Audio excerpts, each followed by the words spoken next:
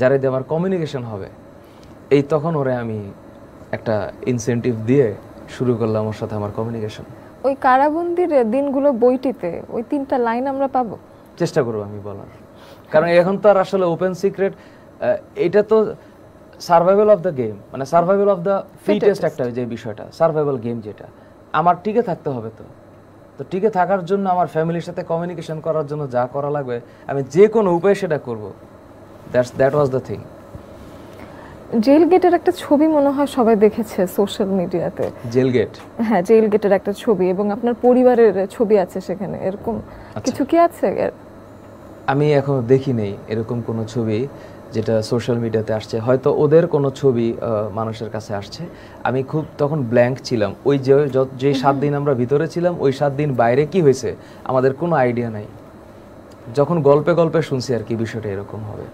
আচ্ছা, তো সেই ক্ষেত্রে কারাবন্দির যে দিনগুলো, এই বইটা যেহেতু আমরা পড়ার জন্য আসলে ভীষণ উদ্গ্রীব হয়ে আছি এবং আমি তো গতকাল গিয়ে উইশলিস্ট স্টার্ট করে ফেলেছি, তো আমি একটু জানতে চাই যে কবে নাগাদ হাতে পেতে পারি? আমার প্রকাশনীর সাথে কথা হয়েছে, আমি চেষ্টা করতেছি বইটাকে এমনভাবে লেখার যেন রিকমেন্ডেশন থাকে, যেন আগের স্টোরিটাকে আমি লিখতে পারি। শুধুমাত্র জেলের গল্প না, তার আগেরও কিছু গল্প ছিল। এবং আমার কথা হচ্ছে এখনকার যে অবস্থানটা, এখন দেখেন সিচুয়েশন কেমন, প্রশাসন কিন্তু একটু মোটামুটি উইক, হ্যাঁ, অনেক জায়গায় চুরি ডাকাতি বাড়তেছে এবং সংস্কার যে করতে হবে, এই সংস্কার করার জন্য তো আগে আইডিয়াল সিচুয়েশন থাকা লাগবে, সেই সিচুয়েশনটার একটু ঘাটতি আছে। আর আমাদের বাঙালিদের আসলে অনেক জ্ঞান কম, আবেগ অনেক বেশি, ফেসবুকে যা দেখে তাই বিশ্বাস করে আর নিজে যেটা ভাবতে পছন্দ করে তাই ভাবে, এবং মানে সব সময় কেমন যেন একজন আরেকজনের খুঁত ধরতে ব্যস্ত এবং একটা অধৈর্য, অস্থিতিশীল একটা চারিদিকে, অস্থির, সবাই অনেক অস্থির, মানে এই ভেঙে ফেলবো, এই করে ফেলবো, কিন্তু মানে জ্ঞান বিজ্ঞান ছাড়া, প্রজ্ঞা ছাড়া, স্থিরতা ছাড়া একটা জাতি কখন উন্নতি, এইভাবে উন্নতি হবে না। একেবারেই তাই। এবং এখন যে সময়টা এসেছে, এখন আমরা বলছি যে আমরা স্বাধীন বাংলাদেশে আছি, কিন্তু কিছুদিন পরপরই দেখা যাচ্ছে রাস্তার একটা জায়গায় জটলায় আজকে সেই আন্দোলন করছে, সেই আন্দোলন করছে আমাদের উপজাতিদেরকে। তো এই উপজাতি কারা? এটা আমার ভাই, ওদের চেহারা সুরত একটু অন্যরকম হইতে পারে, তাই বলে এরা আমার এতটুকু একটা দেশ, এই কোণা দিয়ে পঞ্চগড় দেখা যায় আর ওই কোণা দিয়ে খুলনা দেখা যায় আর ওই কোণা দিয়ে বান্দরবান দেখা যায়।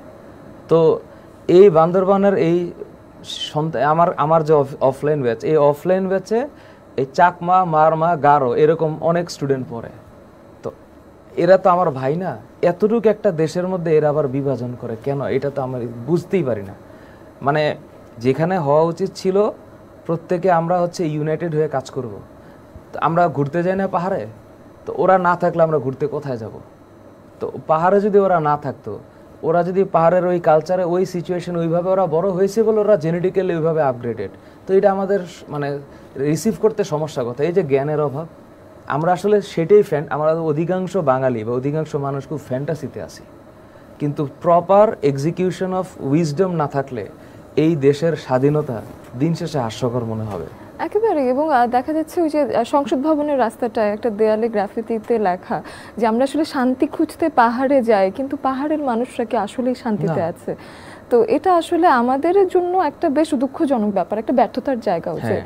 পাহাড়ের আমাদেরই ভাই বোনরা তারা এইভাবে আসলে আলাদাভাবে তাদেরকে মানে দেখা হচ্ছে। লেফটেন্যান্ট তানজিম মারা গেল, জি, এটা তো কাম্যই হইতে পারে না। ওর মতো একটা মানে মানে গুড লুকিং একটা অফিসার, আর্মি অফিসার, লেফটেন্যান্ট মাত্র, সেকেন্ড লেফটেন্যান্ট থেকে, হ্যাঁ সেকেন্ড, আর্মিরা সবাই সাহসী, সেকেন্ড লেফটেন্যান্ট থেকে লেফটেন্যান্ট হয়েছে মাত্র। কি সুন্দর একটা ক্যারিয়ার, কি বিউটিফুল একটা ছেলে, এই ছেলেটার মারা যাওয়ার কথা, মারা গেছে। এখন সিচুয়েশন হচ্ছে যে মানে এই দেশে এখন কি লাগবে জানেন? এই দেশে লাগবে হচ্ছে প্রশাসন লাগবে এই জাতিকে ঠিক করতে, সঠিক প্রশাসন, এবং যোগ্য ব্যক্তিটাকে যোগ্য জায়গায় যাইতে হবে। এখন যোগ্য ব্যক্তিটাকে এটা অ্যাসেসমেন্ট করতে তার চাইতে বড় যোগ্যতা দরকার। ওই বড় যোগ্যতাটা যদি আমরা ডক্টর ইউনূস সাহেব, মানে ওয়ান্ডারফুল একটা পারসন, একদম, এখন পৃথিবীর সবার কাছে উনি সম্মানিত। তো আমার কি কোনো যোগ্যতা আছে ওনাকে অ্যাসেসমেন্ট করে বলার? উনি ঠিক নাই। মানে বাঙালির আরো বিষয় সমস্যা হচ্ছে যেই ব্যাপারে জ্ঞান কম ওই ব্যাপারে সে একটা সিদ্ধান্ত দিতে পারে। তো ইউনূস সাহেবকে যেখানে মানে ক্লিনটন ফ্যামিলি এবং ওয়ার্ল্ডের বেস্ট যারা মানে নোবেল লরিয়েট যারা এরাও যেখানে অনার করে, এবং ওনার মতো একটা মানুষ এই যে ইউএন এর যেই মানে অধিবেশনটা হইলো সেখানে একটা জায়গায় নিজের কথা বলছে, একটা জায়গায় নিজের কথা বলে না। উনি আবু সাইদের কথা বলছে, মুগ্ধর কথা বলছে, আর সমন্বয়কদের যে মাস্টারমাইন্ড ওর কথা বলছে। সো এই হচ্ছে একটা লিডার। পুরোটা সময় উনি আন্দোলনকে ডেসক্রাইব করেন, আবু সাইদ যেভাবে বুক পেতে দাঁড়িয়ে গেলেন সেটা উনি ব্যাখ্যা করছেন পুরোটা সময়। ইয়েস, সুতরাং আমার এই জায়গাটাতে আমার যতটুকু জায়গা, আমার কথা হচ্ছে এই মানুষটাকে বিশ্বাস করতে হবে, শ্রদ্ধা করতে হবে, এবং কমপ্লিট যে অ্যাডভাইজার কমিটিটা আছে ইন্টারিম গভর্নমেন্টের অ্যাডভাইজার কমিটি, প্রত্যেকটা মানুষ ক্লাসিক্যাল এবং প্রত্যেকটা মানুষ ইন্ডিভিজুয়াল এক একটা স্টার।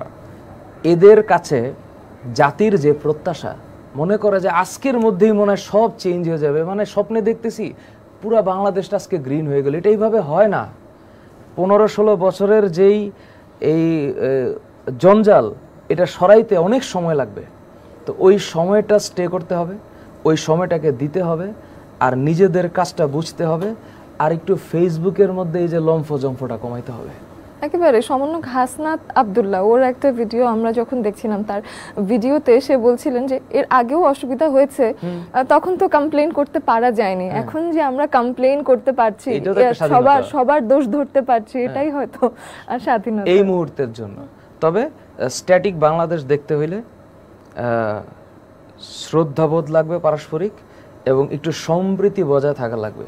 এই অধিকাংশ মানুষের জ্ঞান কম, এবং এই জ্ঞান কমের কারণে এদের ভিতরে ধর্মের কারণেও বিদ্বেষ হয়। হ্যাঁ, দেখবেন যে ছোট ছোট কারণে একজন আরেকজনের শত্রু হয়ে যাচ্ছে, জিরো রিজন। মানে এই জ্ঞান কম থাকার কারণে জানে না যে আমি যেটা 6 দেখতেছি এটা ও 9 দেখতেছে, আমারটাও রাইট ওরটাও রাইট। ও যখন বললো আমি 9 দেখতেছি, আমি তো 6 দেখতেছি, কিন্তু দুইজনে যে রাইট, দুইজনের পার্সপেক্টিভটা যে আলাদা। আমার মনে হয় যে এই মুহূর্তে যারা মানে দেখবে, দর্শক যারা দেখবে, বা আপনারা যারা দেখবেন, বা আমার ছাত্র যারা দেখবা, আমার কথা হচ্ছে শান্ত হওয়া লাগবে। এখন অশান্ত হইলে হবে না, দেশটাকে বিনির্মাণ করতে হবে। ইনসাফ প্রতিষ্ঠা করাটা প্রচণ্ড পরিমাণে মানে উইজডমের কাজ, এটার জন্য লেখাপড়া করা লাগবে। হ্যাঁ, এখন ছাত্রদের মধ্যে কিছু হইলে রাস্তার মধ্যে একটা আন্দোলন কি পরীক্ষা দিব না, কি একটা আজব মস্করার ব্যাপার। তোমরা এগুলা বন্ধ করো। আর দ্বিতীয়ত হচ্ছে জ্ঞান অর্জন করা লাগবে।